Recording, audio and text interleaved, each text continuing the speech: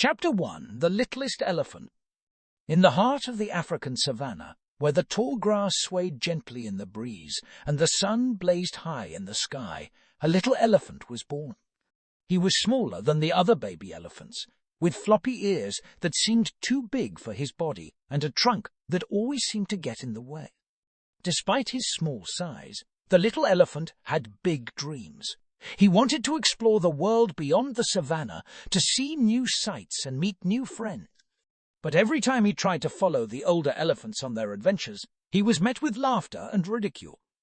"Look at the little one, trying to keep up with the big guys," they would say. "You're too small, too weak. Stick to the herd where it's safe." The little elephant's heart sank with every put down, but he refused to give up on his dreams. He spent his days exploring the savannah on his own, finding new paths and secret watering holes. He loved the thrill of adventure and the rush of discovery, even if it meant going it alone. One day, while the little elephant was wandering through the savannah, he stumbled upon a pack of hyenas. They snarled and bared their teeth, ready to attack. The little elephant was terrified. He had heard stories of hyenas attacking and killing baby elephants, and he knew he didn't stand a chance against them. But just as the hyenas were about to pounce, a shadowy figure appeared on the horizon. It was the biggest elephant the little one had ever seen. He towered over the savannah, with tusks that gleamed in the sun and a trunk that could lift trees. The hyenas hesitated for a moment, but then charged forward, ready to take on the giant elephant. But the giant elephant was not afraid. He trumpeted a deafening roar that shook the ground, and with one swipe of his trunk, he sent the hyenas tumbling back. They fled into the brush, tails between their legs. "Who are you?" he asked.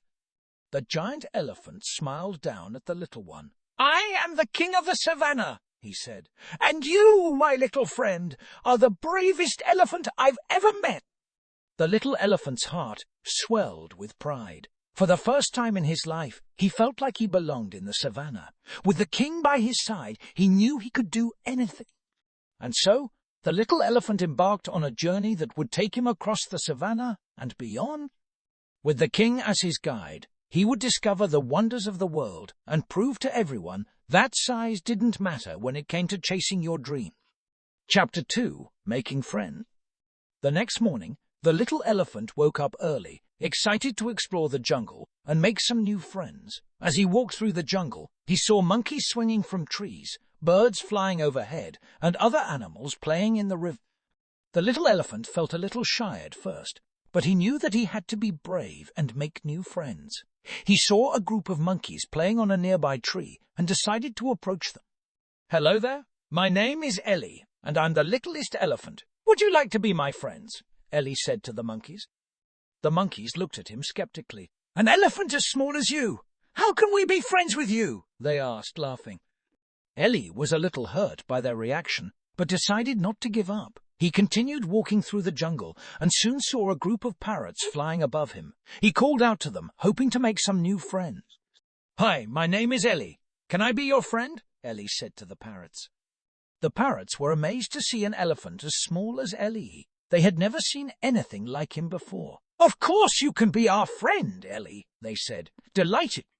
The little elephant was overjoyed to have made some new friends. He spent the rest of the day playing with the parrots and learning about their lives in the jungle. They taught him how to fly short distances and showed him their favorite fruits to eat. As the sun began to set, Ellie realized that it was time to head back to his family. He said goodbye to his new friends and thanked them for a wonderful day. As he walked back to the herd, Ellie felt proud of himself for being brave and making new friends. He knew that he had a lot to learn about the jungle, but he was excited to discover more and make even more friends. Chapter 3. The Journey Begins. As the sun rose the next morning, Tilly and her mother stood at the edge of the forest, ready to begin their journey. Tilly was both nervous and excited. She had never been on such a long journey before.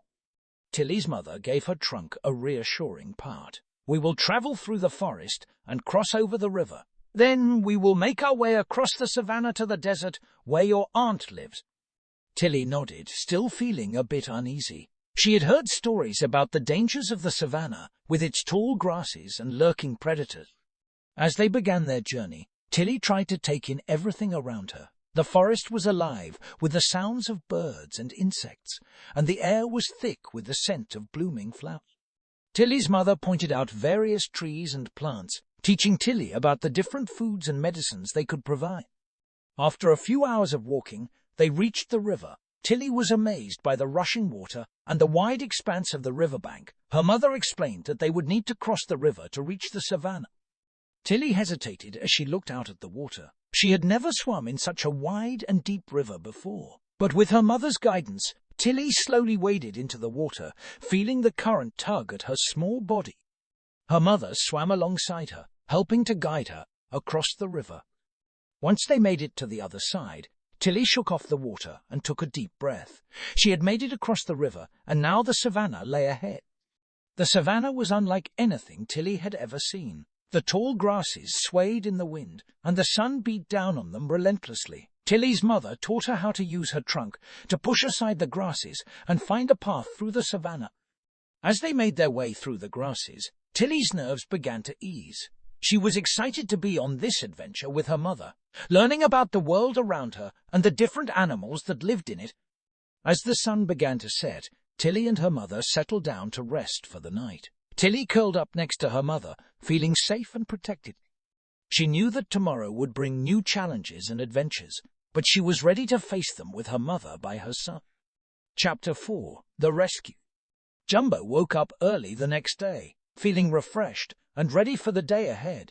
He knew that he had to find his family, and he was determined to do whatever it takes to rescue them. He looked around and realized that he had no idea where to go. Just then, he heard a rustling in the bushes.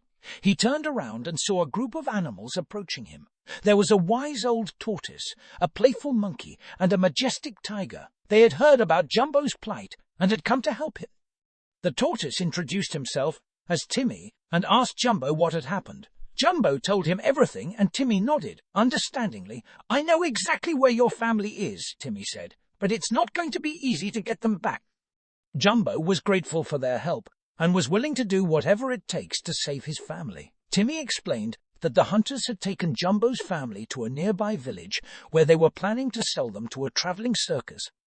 The group of animals set out on their journey to the village. Along the way, they faced many challenges, including crossing a wide river, navigating through dense forests, and avoiding dangerous predators.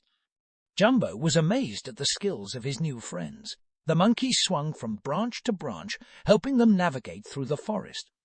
The tiger's sharp eyes and sense of smell helped them avoid danger, and Timmy's wisdom and knowledge of the land kept them on the right track. Finally, after many hours of traveling, they arrived at the village. It was bustling with people, and Jumbo was nervous about what they would find. They had to be careful not to be seen by the hunters. Timmy suggested that they split up and search for Jumbo's family. They looked in every corner of the village, but Jumbo's family was nowhere to be found. Just as they were about to give up, they heard the sound of elephants trumpeting in the distance. They followed the sound and saw a group of elephants being led into a large tent. Jumbo recognized them immediately. It was his family. The animals knew they had to act fast. Timmy suggested that they create a distraction to draw the hunters away from the tent. The monkey climbed up a tree and started throwing fruit at the hunters. The hunters, confused and angry, started chasing the monkey.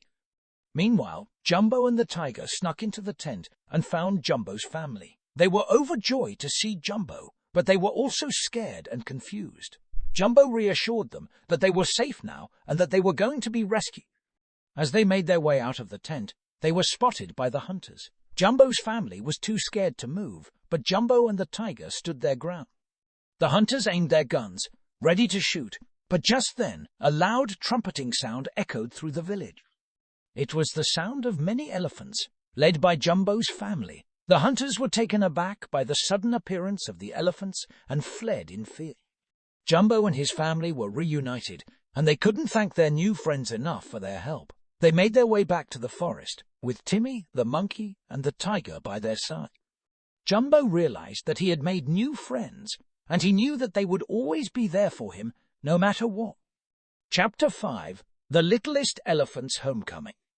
The sun was rising over the vast savannah, casting a golden glow over the landscape. The littlest elephant and his family were on the move once again, making their way back to the herd's home territory. As they traveled, the littlest elephant felt a mix of excitement and nervousness. He couldn't wait to see his old friends and family, but he also felt anxious about whether they would accept him back after his long absence. Finally, they arrived at the edge of the herd's territory, and the littlest elephant felt a flutter in his chest. He could see the other elephants in the distance, but he was too nervous to approach them just yet.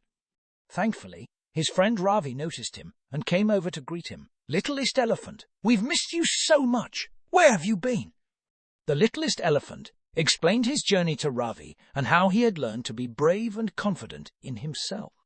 Ravi listened intently and then said, "Well, we're glad you're back. You've always been a part of our herd, and we've never forgotten you." With Ravi's encouragement, the littlest elephant approached the other elephants, who were initially hesitant but eventually welcomed him back with open trunks. They asked him about his travels and experiences, and the littlest elephant shared all the stories he had gathered along the way. As they caught up, the littlest elephant noticed something different about himself. He no longer felt like the smallest, weakest elephant in the herd. He had grown in strength, both physically and mentally, and had learned valuable lessons about courage and determination. The littlest elephant realized that he had found his place in the herd, not by trying to be like everyone else, but by embracing his own unique qualities. He no longer felt like he had to prove himself or be someone he wasn't. He was accepted for who he was, and that was enough. And so, the littlest elephant lived happily ever after, surrounded by his family and friends, and always remembering the lessons he had learned on his journey.